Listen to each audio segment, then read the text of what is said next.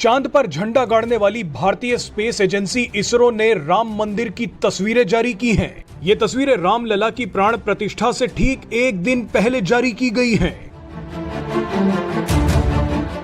इन तस्वीरों में आप अयोध्या और राम मंदिर को अंतरिक्ष से देख रहे हैं।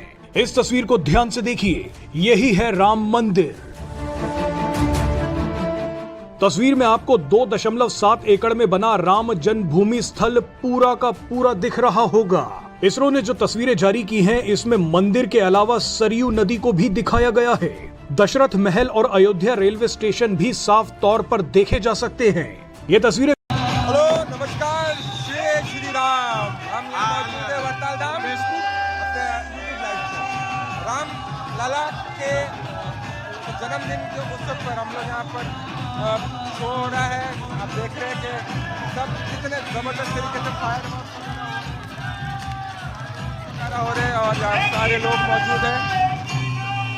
और एक सॉफ्ट हिंदू नेशनलिज्म को वो लेके चलना चाहते हैं, तो लेट इट बी। हमें इन चीज़ों से कोई गर्ज नहीं। हमें पाकिस्तानियों को इस चीज़ से समझ होनी चाहिए कि हमारा इन नेशनल इंटरेस्ट कहाँ पे उसको हो रहा है, उस हिसाब से हमें चीज़ों को एडजस्ट करना चाहिए। राम जी की यात्रा के लिए निकली हुई हूँ और आप सोचो कि उस टाइम पे तो कोई फैसिलिटी नहीं थी, कुछ नहीं था। राम जी इतने ठंड में, बारिश में, गर्मी में, हर मौसम में वो वनवास को काटते रहे। उनसे प्रेरणा मिली है, तो इसलिए 1400 किलोमीटर दूर में आई हूँ।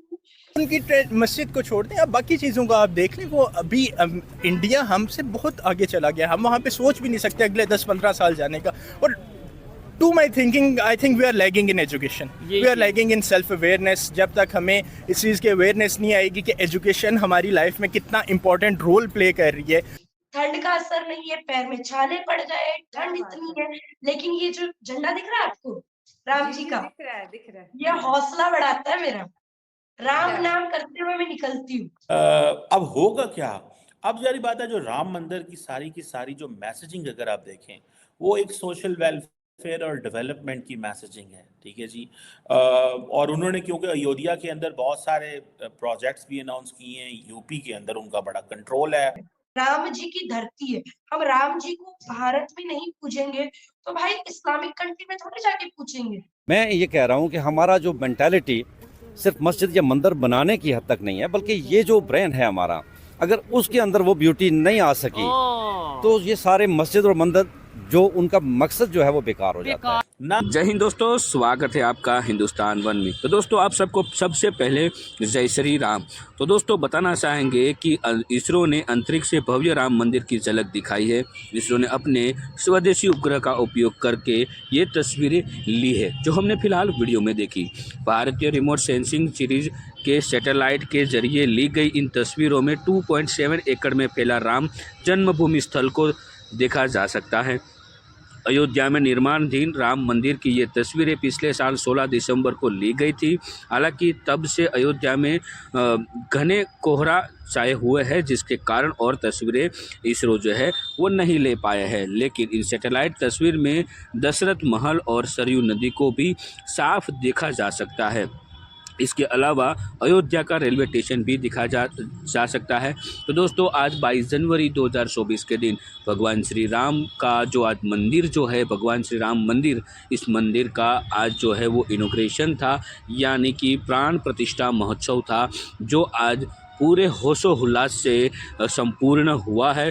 कोई भी विघ्न दिखने को नहीं मिला है और भगवान श्री राम लला अब हमारे बीच आ चुके हैं। तो चलिए दोस्तों, अब हम आगे वीडियो में बात करते हैं।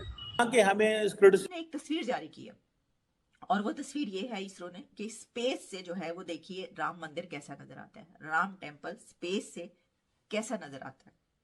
तो वो आप वो वाली जाके देख सकते हैं और उस पर पता चलता है कि इसरो ये बता रहा है। वो जो उन्होंने पिक्चर्स इमेजेस जारी किए, अभी तक तो हम देख रहे थे कि चंद्रयान 3 के इमेजेस आ रहे थे, आदित्य L1 सूरज का जो मिशन है उसके, लेकिन अब इसरो की तरफ से राम टेम्पल के इमेजेस जारी किए गए हैं कि स्पेस से राम मंदिर कैसा नजर आता है। इससे पहले दीवारें चीन के जो इमेजेस हैं वो भी इसी तरीके से स्पेस से नजर आते हैं, दिखाई जाते हैं, तस्वीरें शेयर करवाई जाती हैं कि दीवारें चीन नजर आ रही है वहां से। और इसके अलावा मक्का और काबा के जो हैं वो भी इमेजेस इसी तरीके से वायरल होते रहे हैं कि स्पेस से ये कैसे नजर आते हैं। बल्कि यहाँ तक कहा गया कि वो वहां पर चांद पर जब कोई उतरा था तो उसने सबसे पहले नील आर्मस्ट्रॉन्ग ने जो आवाज सुनी थी उसने कहा था मैंने अजान की आवाज सुनी है वहां पर चांद पर।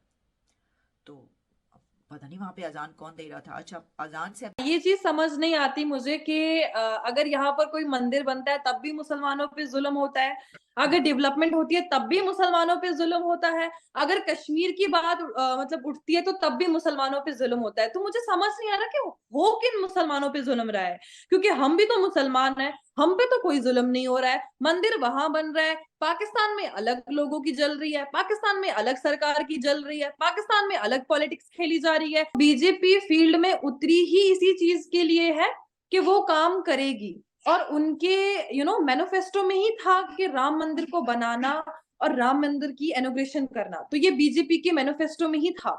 तो अगर पहले भाजपा पे सवाल उठाए जाते थे कि भाजपा बना नहीं रही है, अब जब बन गया, अब जब इनॉग्रेशन हो गई, अब भाजपा पे ये सवाल उठाया जा रहा है कि इस पे लगभग इतना करोड़ जो है वेस्ट हुआ है। It's all about politics. इसमें लोगों को कोई प्रॉब्लम नहीं है, हम कश्मीरियों को कोई प्रॉब्लम नहीं है, और हमें होनी भी नहीं चाहिए प्रॉब्लम। इवन मैंने आपको कहा था कि कश्मीर में भी, कश्मीर के करना तीथवाल इलाके में एक रिसेंटली मंदिर बना, तो उसमें कौन थे? उसमें तो हम लोग ही थे वहां पर जिन्होंने उसकी इनॉग्रेशन की, तब भी तो मुस्लिम भाई खड़े थे वहां पर, तब तो कोई प्रॉब्लम नहीं हुई। तो राम मंदिर की जो हिस्ट्री है ना वो 15 सेंचुरी से है, like public because things have changed because prime minister Modi ने ये जो सारी की सारी जो कैंपेन की ये जो किए हैं, ये जो इवेंट हुआ है राम मंदिर का, ये कब हो रहा है? ये मंडे वाले दिन हो रहा है। So it's not a weekend, it's not something आप उसे कह सकें कि भाई ये उन्होंने तब किया है जब वो अपनी छुट्टी वाले दिन थे। वो प्योरली इसको कर रहे हैं और पूरी दुनिया में इसको सेलिब्रेट किया जा रहा है। ये मैं जो आपको पिक्चर्स दिखा रहा हूँ ये न्यूयॉर्क टाइम्स स्क्वायर की हैं। लोग ओन कर रहे हैं इस सारे के सारे प्रोसेस को, लोग रिस्पेक्ट कर रहे हैं कि जी ठीक है। सो ये जो भारतीय जनता पार्टी की जो रिसर्जेंस है एज ए इलेक्टोरल फोर्स, ये एक नया ऑल्टरनेटिव टू द नेशनलिज्म है, ठीक है जनाब। और जो कि obviously that is not based on secular principle, ठीक है जी। अब जो इंडियन कल्चर है that goes with the Hindu culture, ये इन चीजों को समझना होगा आपको। Things have transformed, India is no more an India that was जो पहले था, ठीक है जी। ये the Indian people are basically religiously inspired and they have got into the nationalist movement. और ये एक नई नेशनलिस्ट मूवमेंट है जिसको G20 में भी उन्होंने भारत कहा था कि हम भारत हैं, हम इंडिया नहीं हैं, ठीक है जनाब। ये वो बिल्कुल चेंजेस वो लेके आ गए हैं। इंडिया का साइज देख लें, उसकी जो डेमोक्रेसी देख लें, बड़ी डेमोक्रेसी है, इंडिया जारी बाढ़ है। इंडिया दुनिया के वो कहते हैं ना 1/4 ऑफ द वर्ल्ड वोटर है, 1/4 of the world voter and 1/6 of the humanity है। तो ये जो तब्दीलियां आ रही हैं ये बड़े मैसिव स्केल पे हैं, इसको स्टडी करने की जरूरत है। दैट हाउ देयर इज, मैं तो इसको कहता हूँ rebirth of the India in 10 years। Narendra Modi के 10 सालों में इंडिया की रीबर्थ जो है वो हो चुकी हुई है, और चीज़ें बिल्कुल एक और जो पॉलिटिकल डेवलपमेंट्स हैं इंडिया में वो बिल्कुल एक